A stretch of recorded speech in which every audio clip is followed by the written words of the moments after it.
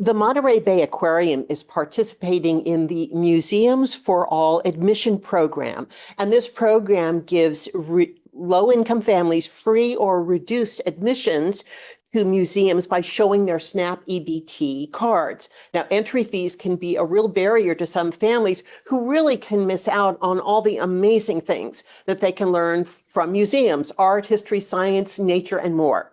So there are important services also that EBT recipients get. So we'd like to talk about all of this. We want to talk about the Museum for All program and then talk about EBT SNAP benefits. So we're very pleased to have Kera Abrams Panni. She is the Community Engagement Senior Manager with the Monterey Bay Aquarium, and also our colleague Annette Gallegos from the Department of Social Services. Good afternoon, ladies. Kera, I'm wondering if you could start us off by talking about how the Museum for All program has work together with the aquarium to make this free admission or low-cost admission possible.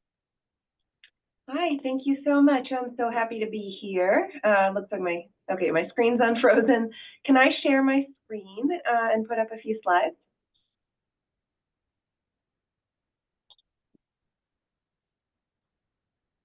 Okay, I'll go ahead and do that. Is everyone able to see? Yes, we see. Great, thank you so much. Again, my name is Kera Abraham Panni. My pronouns are she, her, and I'm the Community Engagement Senior Manager here at the Monterey Bay Aquarium. And I'm excited to give you a quick overview about our Museums for All program, which is to invite more people to experience the joy and wonder of the ocean. And we don't want people to face a financial barrier to that. So we're very excited about this program. So first of all, what is Museums for All? It is a national program run by the Institute of Museum and Library Services and administered by the Association of Children's Museums. Folks receiving federal food assistance, known as SNAP benefits, or here in California known as CalFresh, can gain free or reduced admission to more than 1,300 museums throughout the United States. And that does include living museums such as aquariums and zoos. This program encourages people of all backgrounds to visit museums and aquariums and zoos regularly and build lifelong habits of doing so. We're so excited that on May 27th, we became a participant in the program. And we set the admission at $0, so it's free for SNAP EBT card holders. And again, our hope is that we're inviting more people to experience the joy and wonder of the ocean, and also, hopefully, they'll be inspired to join in our mission of ocean conservation. How does it work? Folks who are receiving federal food assistance benefits, known as SNAP or CalFresh, can now visit the aquarium at no cost at all. All they have to do is show up. We don't have online reservations for Museums for All visitors at this time.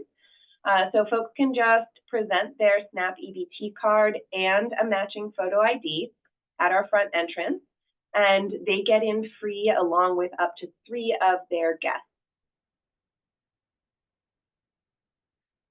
And that is a really open-ended benefit that we want to offer. So there's no online reservations, as I mentioned. It's valid during all of our regular hours. There are no block dates, no limit on the number of visits that SNAP EBT card holders can come. Children ages 4 and under are free, as they are for general admission, and they don't count against the 4-guest maximum for the SNAP EBT card holders. And we have no plan to end this program as well, so it's available for the foreseeable future. We've done our best to spread the word to the intended audience in the Tri-County area, including in Monterey County. So for this group of folks who are watching today, just wanted to quickly summarize how we've reached out. We had a press release ahead of our launch. We've distributed information and printed materials to the Department of Social Services, and those have been distributed to the offices in Salinas, Seaside, and King City. We also distributed information and materials to public libraries throughout the county, and we have a website where people can learn more, and all of those printed materials include a QR code that takes folks straight to the website. All of these materials are bilingual in English and Spanish. And people have responded. More than 120,000 people have visited the aquarium through Museums for All since our launch on May 27th. That breaks down to an average of about 10,000 people per week, and they comprise about 15 to 20% of our total visitors since we've launched the program. I wanted to take the opportunity to mention some of our other access programs. We have a group visit program known as Free to Learn. And in that program, we work with nonprofit organizations, government agencies, and other social service providers to offer free access to groups that serve children, families, and individuals who might not otherwise be able to afford admission. I have a URL for that program. Folks do have to apply, organizations and agencies apply to become Free to Learn partners, and then attend an onboarding webinar just to understand the logistics of how we coordinate those group visits. We also have educational field trips for pre-K through grade 12 at public and private schools and for college classes. And here is a link to our field trip information if you'd like to know more about that. So I'll stop there and invite any questions you all might have. Thank you so much for giving really a dive into how it all works. Those numbers are amazing, that the response to the program for people to come to the museum, to the aquarium, and as part of the museum program, it just, I mean, are you getting the feeling that this program is really dovetailing with the mission of the aquarium, which is to educate and inform and make people more aware of the science and marine life? It just all seems to fit in together. Absolutely. That's why we're doing it. This is a mission-driven program. It's not a mandate. It's not something that is funded. It's something that we are including in our operations because, exactly as you said, we want everyone to be able to experience the wonder and the joy of the ocean, experience those educational benefits, and we hope eventually to feel like a part of the ocean conservation movement through their connection to these animals and the ocean. You mentioned 120,000 people since the inception of starting to coordinate with this program. Do you get a sense of, is it families? Is it children? I mean, when you walk around the aquarium, you're not going to know who's got an EBT card or not. So, everybody just looks happy and, in wonder of everything that they're seeing. But is there any data that you're seeing that more families are getting involved in this? We do have data on the ages or the ticket types of people who are coming. I don't have that in front of me, but I'll be happy to get back to you. We also have optional zip code. We ask people, to voluntarily provide their zip code when they come in through the program. And so we're starting to see where people are coming from to visit. And we know that it's both out of county. We have a lot of people coming from Fresno and San Jose, Sacramento, and within the county, we have a lot of people coming from Salinas. So we're hopeful that a lot of these people have been wanting to visit the aquarium and that the Museums for All program makes it possible for them to access this experience. Well, and thank you for answering this next question that had come in, where are people coming from? And it sounds like, well, the aquarium is known around the world. So to have somebody come from Fresno is not a surprise, but it is interesting that people are now able to look at a trip to the aquarium if finances hindered them, driving over, spending the day, just getting there. This reduced admission or admission assistance really helps them spend the whole day at the aquarium and really get that fantastic educational experience. That's right. We really hope it helps. We know that coming to this area, the cost can add up very quickly. And so if this program is able to make that easier for people, then we're delighted. Museums for All is, of course, a national program, and federal food assistance benefits are all across the country. So people could come from anywhere across the U.S. and use this benefit. Yeah, and that's interesting because we think of it as that people here close by would come to the aquarium just because it's, maybe if you're in Salinas, it's maybe a 30-minute drive, but it's nationwide and statewide. Anyone has the opportunity to come and enjoy this. And thank you, Kira. I hope you'll stay on while we turn to Annette Gallegos, who's going to talk a little bit more about the SNAP EBT benefits. And this is one benefit, but there is so much more. Thank you so much. I'll stop my share and pass it over to Annette. And yeah, Annette, have you had any client response to being able to come to the aquarium? We are providing the flyers, as was mentioned, to all of our customers that come into our lobbies. We haven't had anyone indicate they're going to attend, but they take the information. I will just add that for CalFresh, like specifically that program, we do have approximately a little over 30,000 households receiving benefits in our county. So it is really throughout our county, not in any one region. So it is definitely a benefit for families. I think the only thing that I might maybe recommend is maybe actually giving the flyers to the schools if they have not actually already provided that, so that the students have it and their parents, they can give it to their parents if they want to go. I'm going to share a little bit, a brief PowerPoint with a little bit about CalFresh. So let me see. Are you able to see my PowerPoint? Yes. So let's see. So CalFresh, and also known as SNAP. So actually, that was actually a very good clarification. So SNAP and CalFresh are really throughout the state of California and other states, and it is for low-income households. So everyone that purchases and prepares their meals together, and it's really a supplement to help them purchase their food. And this is for anyone, whether they're working or not. There are some program rules regarding that. And when they are approved, they are given an EBT card. So what we ask for is really their name, their address, and they just have to sign the application. They do have to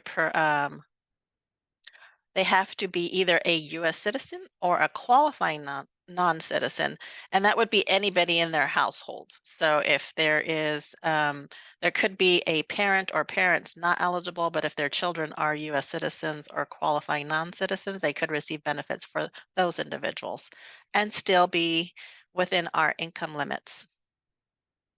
So income limits, there is, I provided 2 websites that provide that, but I'm going to give you kind of a range. So if we had a person that of 1, the income limit is 2,430.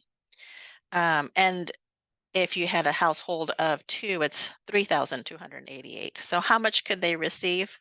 A household of 1 could receive up to 291. A household of 2, 535. EBT actually is issued to CalWORKS recipients and general assistance recipients as well. Most of those, if not, I'll say most of them, not all, but most are eligible to CalFresh. So ways that individuals can apply. So we say there's 5 ways. Do it online at benefitscal.com. They can call our customer service center. They can fax in an application if they download it from the state website, and that's the California Department of Social Services. They can mail an application to us or drop it off, or come into our office, and we are open 8 a.m. to 5 p.m. So I did want to provide what it looks like. So this is the EBT card. So our SNAP EBT card looks like this. So there is another program that is actually running too, and it's called the Sunbucks. And actually it'll say Sunbucks on the bottom, and that is not CalFresh. So it does have to be an actual EBT card.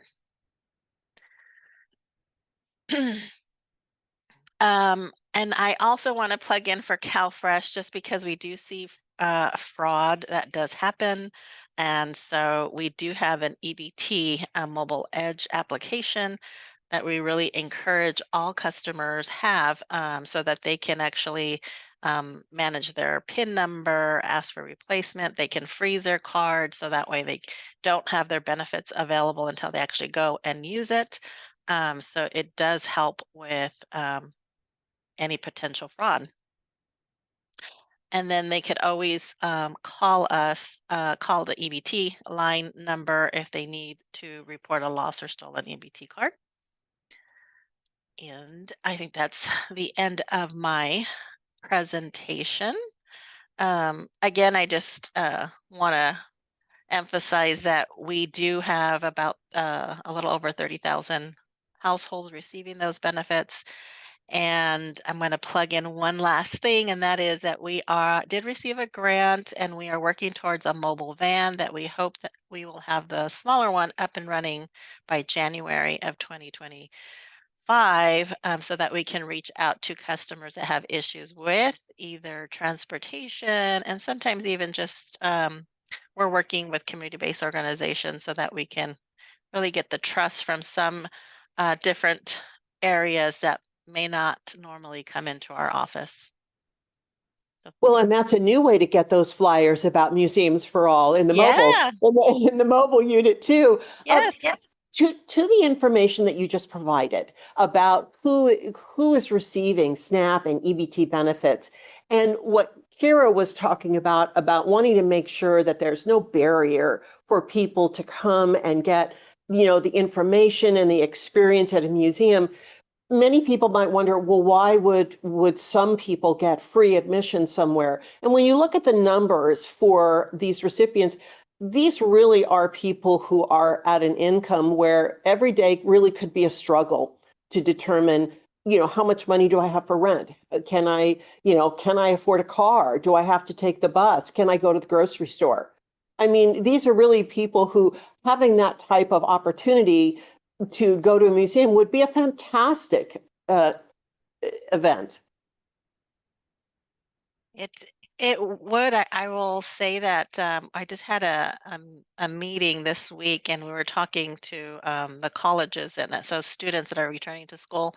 And one story that was shared was actually a student who had very limited income and applied for CalFresh, really freeing up their money to really pay for potentially an apartment or a hotel because they were homeless but working. So just our area is so expensive, so that's a definite need and help. Well, ladies, thank you so much for talking about the program. And we really hope for continued success with this. And we hope, Kera, we hope to see those numbers just stay really strong. And people, school is back in session now. So, families might take the opportunity on the weekend to come out. And also, I apologize, Kera, for not reading my own spell check. And I think I did a terrible thing to your last name and referred to you as a piece of bread. And so it's a delicious sandwich, and it happens all the time. So I know. Well, that's what happens when you don't spell check your own writing, right? No problem. We get it a lot. Thank you. And thank you so much for sharing this information. I think it makes people feel really good that others who might not have the opportunity to go to the aquarium really get that chance. And it's just such a beautiful gem that we have in our own backyard, and to not have people be able to go, because of finances. It's just really nice to see that that barrier go away for those in need. Thank you again, ladies, for talking about this subject. I appreciate it. My pleasure. We're so excited we can do this. And now moving on to our next topic, it is very likely that someone in your circle of friends, someone someone's life has been impacted by substance abuse. Overdose Awareness Day is this week.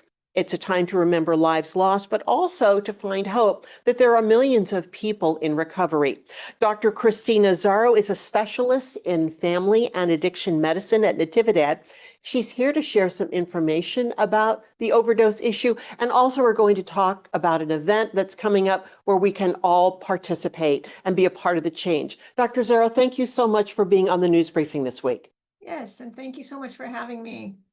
I have some slides I was going to share. Please do. Let's see. Can you see that? Yes. Right. So as you mentioned, I am a doctor at Natividad. I also work at the Laurel Family Practice Clinic through the county health department. And I run an addiction medicine clinic once a week, and also see a lot of patients that come through our hospital having had overdoses. And so this is a topic of very much interest and importance to me. And so let's see. I wanted to show everyone this graph of kind of where this is coming from. We have everyone knows we have an opioid overdose epidemic, and this has been going on for a long time, since the beginning of the 2000s, really. But we were seeing some control over it by about 2018, 2019. That was the low point of the rate of opioid-related overdose deaths, where we only had 8 in Monterey County that year. But now, as you can see, we have jumped again. And by the end of 2022, there were 31 deaths. And then now by the third quarter of 2023, we already had 47 deaths. And we don't have 2024 numbers yet, but they are continuing to go up as we look at them. And so why now are we increasing again? It really can be attributed to the presence of fentanyl in our drug supply. This is a map of our county, kind of showing where the darker shades are, where most of the overdose deaths are occurring. We see that it is in southeast county, and then also right here in Salinas, East Salinas in particular, and then a little bit less so in the other parts of the county. And so what is fentanyl? Well, this is what fentanyl looks like to someone getting it on the streets.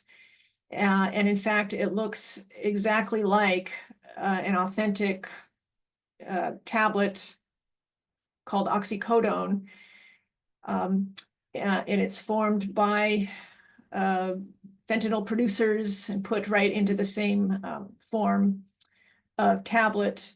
And then the way it is generally used is it is crushed and then heated, and then the user would then snort it or inhale it to get more of a intense onset of a euphoric feeling.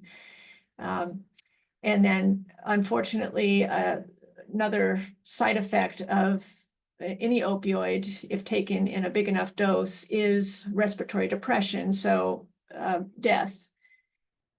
And the problem with the illicit supply is that nobody ever knows what's in a tablet that is bought off the street. It could be all fentanyl, it could be half fentanyl, it could be mixed with something else like methamphetamine. So it's really, really highly risky to use these tablets. But unfortunately, a lot of people with opioid use disorder feel compelled to use them. And so what do we do about that? What are we doing? How are we addressing this? Short-term solution really is Narcan, Narcan, Narcan. Naloxone is the generic name for this medication. It is not a controlled substance. It is an opioid blocker, and it's meant to bump off all the opioids from the receptors in a person's brain just about immediately to cause them to start breathing again. And because we are using more and more fentanyl, seeing fentanyl in the system, which is much more highly potent than other opioids, we're finding that more Narcan is needed to reverse an overdose. And then this is a medication that used to be just in emergency rooms and ambulances. Now it is everywhere. It should be everywhere, and it should be accessible for everyone to have one in their medicine cabinet, in their car, hanging around their neck if they need it, to save somebody's life. So secondarily, and also importantly, the other way we have to prevent these overdose deaths is a more long-term treatment approach for people with opioid use disorder.